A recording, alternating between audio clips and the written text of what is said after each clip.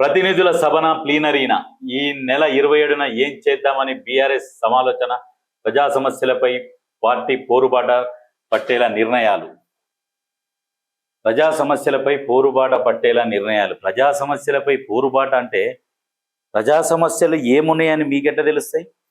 మీకు ప్రజా సమస్యల పట్టింపు ఉండదు కదా. పట్టింపు ఉన్నోడైతే 10 సంవత్సరాలల్లో ఏ సమస్య లేకుండా చూసేటోళ్ళు. మీరు ఏం చేయలేకపోతేనే కదా ప్రజలు మిమ్మల్ని దూరం పెట్టింది. మళ్ళా ప్రజా సమస్యల మీద పోరాటం అనే ఏషం వేసుకొని ఎందుకు వస్తున్నారు? మీరు అవసరం లేదు. వాస్తవానికి ప్రజలు కూడా ఆలోచన చేయాల్సింది ఏంటంటే 10 సంవత్సరాలు పరిపాలించినోనికి మళ్ళీ అవకాశం ఇవ్వద్దు. ఎందుకంటే పరిపాలించింది ఏం బీకలేడు కదా, ఏం పీకలేడు కూడా. కాబట్టి అసోంటోనికి ఇంక అవకాశమే వద్దు. ఆల్రెడీ 2 సార్లు అవకాశం ఇచ్చినాం, మళ్ళీ ఎందుకు ఇవ్వాలి? అసోంటోనికి అవకాశం ఇవ్వద్దు. చేస్తున్నారు, చేసేటోళ్ళకు 1 సారి 2 సార్లు అవకాశం ఇవ్వాలి.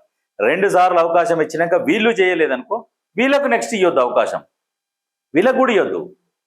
వీళ్ళకి 2 సార్లు ఛాన్స్ ఇవ్వాలి. 2 సార్లు ఛాన్స్ ఇచ్చినాక కూడా చేయలేదు అంటే వీళ్ళకి అవకాశం ఇవ్వద్దు. అట్లా ఉండాలి. ఈయనంటే ప్రజా సమస్యల మీద పోరుబాటాట. రైతు, మహిళా, నిరుద్యోగుల అంశాలపై కీలకంగా చర్చ.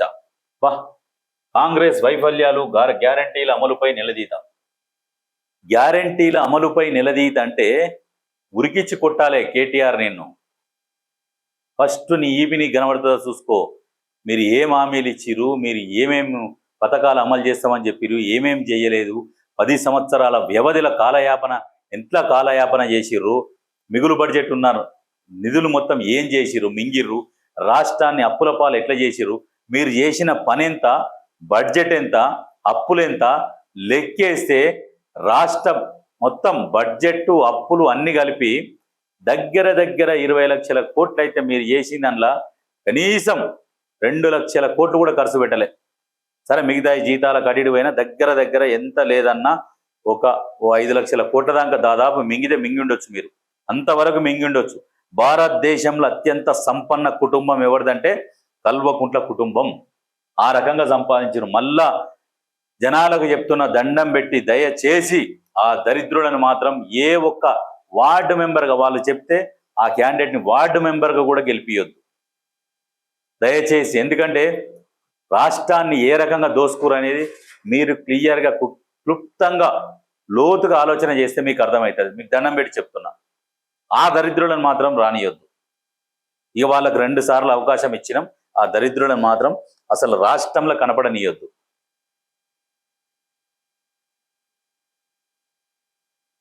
నియోజకవర్గ స్థాయిలో సమావేశాలకు ప్లాన్. కేడర్లోను జోష్ నింపేలా త్వరలో షెడ్యూల్. మీకు కేడర్ లేదు, లొడపీస్ ఏం లేదు, కానీ మీ కేడర్ మొత్తం వెళ్ళిపోయింది. అప్పుడే పోయి కవిత దగ్గర జాయిన్ అయ్యారు అందరు. కానీ ఆ కేడర్ గురించి వదిలేసేది. అయితే జీవన్ రెడ్డి ఇప్పుడు ఇలా పార్టీలు అఫీషియల్గా కండవ కప్పుకోవాలి. ముసలేట్లన్నీ ఒక దగ్గర జమ అవుతున్నాయి. తెలుగు కల్లోళ్ళు అందరేమో బయటకు వచ్చేసారు అన్న నుంచి. ఈ తెలుగు తక్కువైనాయి, మైండ్ అంతా ఇక చిన్నగా అవుతున్నాయి. ముసలేట్లు మొత్తం అందులోకి పోతున్నాయి. ఇప్పుడు ఎవడొస్తాడు అందులోకి రమ్మంటే? ఎవడన్నా మా దాంట్లోకి రా అంటే కూడా రాడు. ఈ ముసలేట్లకు దిక్కు లేదు, భవిష్యత్తు కనపడతలేదు. ఈ భవిష్యత్తు కనపడినప్పుడు అందులోకి పోతారు బెదిరించి బేరం పోతే మళ్ళీసరికి ఇల్లాగమే అన్నట్టు వాళ్ళకి ఏమీ లేదు. అదే అయిపోయింది. పొన్నాల లక్ష్మి పరిస్థితి ఏమైంది? ఉరికి ఎగిరిండు, అరికాలు పిల్లల తల్లి దానికి ఎగిరిండు. ఏమైంది? సప్పుడే కూర్చుండు. అరే నాయన నువ్వెందుకు వచ్చినావు, వీళ్ళు దిక్కే లేదు, నాకే దిక్కు లేదంటే నువ్వెందుకు వచ్చినావు అంటుంటాడు. అందులోకి పోయి ఇరిగితే కథం, మళ్ళీ ఇజ్జత్ పోగొట్టుకున్నట్టే. మళ్ళీ ఇళ్ళకి వస్తే నీకు ఆ పేరు ఉంటుందా? ఉండదు. అందులో ఉన్న వాళ్ళందరూ ఇప్పుడు ఆల్రెడీ ఇళ్ళకు వచ్చి జాయిన్ అయ్యారు. బీఆర్ఎస్లో ఉన్న మొత్తం గ్రామ స్థాయిలల్లో క్యాడర్ మొత్తం సర్పంచ్, ఎంపీటీసీల స్థాయిలల్లో ఉన్నోళ్ళు మొత్తం వచ్చి కాంగ్రెస్ పార్టీలో జాయిన్ అయ్యారు. ఏడ జాయిన్ అయ్యారు అని అంటుండొచ్చు. కాంగ్రెస్ పార్టీ ఏమో చెప్పుకోదు. బీఆర్ఎస్ పార్టీ ఒక వార్డు మెంబర్ జాయిన్ అయితే కూడా ఎమ్మెల్యే జాయిన్ అయినట్టుగా ఫీల్ అయ్యి చెప్తుంటారు. జీవన్ రెడ్డి అనేటువంటి ప్రజలు తిరస్కరించారు. బీఆర్ఎస్ మీద అంత వ్యతిరేకత ఉన్నా కూడా జీవన్ రెడ్డి గెలవలేదంటే జీవన్ రెడ్డికి ప్రజలల్లో ఇంక ఎట్లా ఉన్నది అనేది అర్థం చేసుకోరు. కసంటోని మలవై చేర్చుకోరు.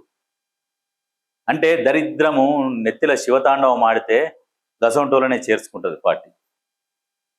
చేర్చుకోరి మీరు, ఎందుకంటే మునిగిపోయింది కాబట్టి ఏమి కాదు. స్క్రాబ్ పోయిన కారు ఓ రాయితోని కొడితేంది, గనేట్లు ఎత్తేసేంది. ఎట్లయినా గయ్య సొట్టలు స్క్రాబ్లా గయ్యాన్ని లెక్క పెట్టుకోరు. గట్లే ఉన్నది సేమ్ పరిస్థితి. అందుకనే ఇప్పుడు ఆయనను ఏం చేయాలి? ప్లీనరీ పెడదామా, లేకుంటే ఈయన కోసం సపరేట్ సభ పెడదామా అని ఆలోచన చేస్తే అందులో ఉండి ఒక ఆయన ఉండే అని అన్నాడా. ఈ ఓడిపోయిన కోసం ఎందుకు సపరేట్ సభ, ప్లీనరీ అప్పుడు పిలిచి కండువ కప్పితే అయిపోద్దని ఇంకొక ఆయన అన్నాడు.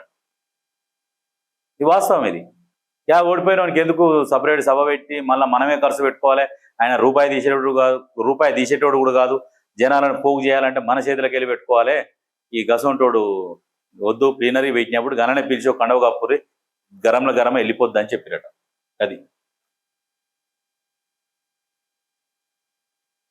మన కిషన్ అన్న ఏమో అంటుండు కదా, సినిమా అంటే వినోదం కాదు బాధ్యత, భద్రతా సిబ్బంది పనితీరు కళ్ళకు కట్టినట్లు చూపించారు, పెద్ద నోట్ల రద్దు ఎందుకో సినిమా చూస్తే అర్థమవుతుంది.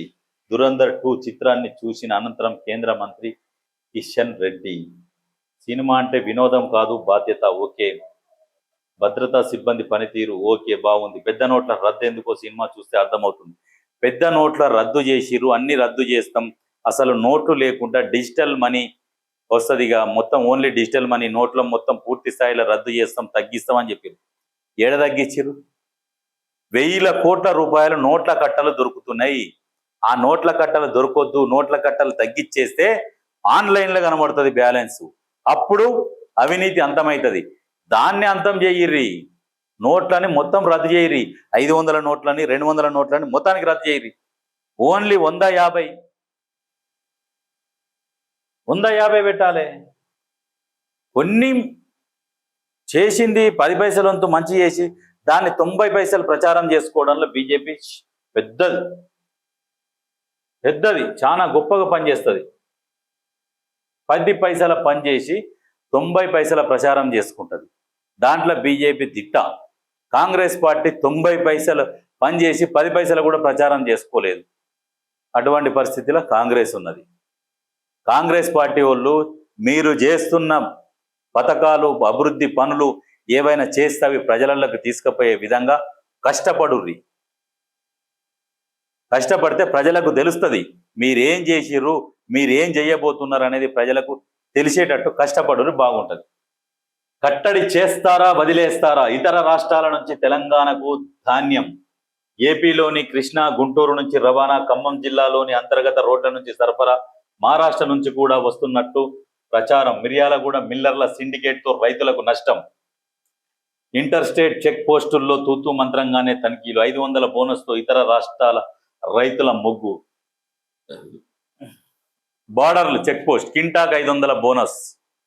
అది దృష్టిలో పెట్టుకొని ఆంధ్రప్రదేశ్ నుంచి, ఇటు మహారాష్ట్ర నుంచి, ఇతర రాష్ట్రాల నుంచి ధాన్యం మన రాష్ట్రానికి వస్తున్నది. మన రాష్ట్ర రైతులకు నష్టం జరుగుతున్నది. దీని మీద ప్రభుత్వం కట్టడి చేయాలి ఖచ్చితంగా. ఎందుకంటే ఇప్పుడు అర్థమవుతుందా ప్రతి ఒక్కరికి, తెలంగాణ మీద ఎన్ని మిగతా రాష్ట్రాలు కూడా ఆధారపడే పరిస్థితికి వచ్చినాయి. అరే తెలంగాణలోనట బోనస్ ఇస్తారట, వాళ్ళ డీజిల్ ఖర్చు అవన్నీ చూసుకొని పోతే పైన ఆడ తొందరగా అమ్ముడు పోతుంది, ఆడ అమ్మొచ్చు, తెలంగాణలో మనం బాగుపడవచ్చు అనే ఒక ఆలోచన వస్తున్నది. అంటే అర్థం చేసుకోరు, తెలంగాణ దినదిన అభివృద్ధి చెందుతున్నది కాబట్టి ఇతర రాష్ట్రాలు కూడా మన దగ్గరకు వస్తున్నాయంటే అర్థం చేసుకోరు ఇక ధాన్యం తీసుకొని. కానీ ప్రభుత్వం కూడా వీటి మీద చర్యలు తీసుకోవాలి. ఎందుకంటే 500 బోనస్ అంతా తీసుకొని ఈ మిల్లర్ల సిండికేట్ని తీసేయాలి. ఈ సిండికేట్లు ఉంటే గిదే నష్టం. ఈ సిండికేట్ల వల్ల రేషన్ డీలర్ల దగ్గర నుంచి లింకులు పెట్టుకొని ప్రభుత్వం ఆదాయానికి గండి కొడుతున్నారు. సిండికేట్ వ్యవస్థని రద్దు చేసే దిశగా పనిచేయాలి. కొన్ని మిల్లులని సీజ్ చేస్తే అటువంటి పనులు చేయాలి అవి.